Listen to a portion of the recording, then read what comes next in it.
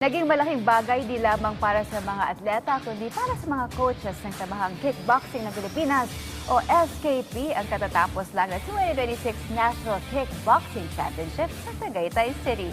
Kung bakit, alamin sa report na muling tinutukan ng ating teammate na si Paulo Salamatin.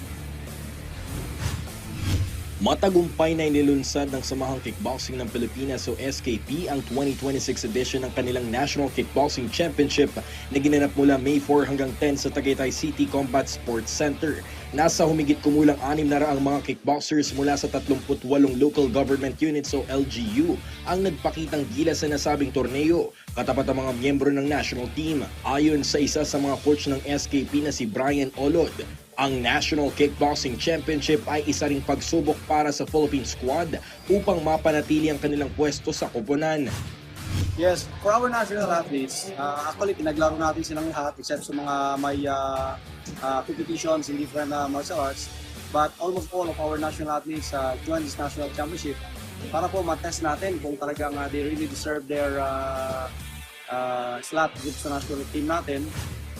Dagdag pa ni Coach Brian, may mga mangilan-ngilan na rin silang nakikitang mga young talents na consistent na sumasali sa kanilang mga torneo na kung saan inaasahan din nilang magpapakitang gilas sa mga ito sa magaganap ng Asian Kickboxing Championship sa mga huling bahagi ng taon.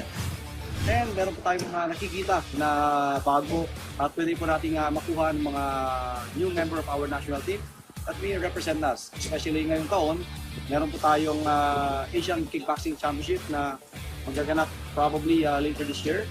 And we are really looking forward for these new talents na sasali po sa atin. Sa ngayon, patuloy na sumasalang ang Philippine Kickboxing Team sa arawang intensive training sa SKP headquarters sa Tagaytay City upang paghandaan ang mga nakalinyang kompetisyong kanilang sasalihan sa mga susunod na buwan.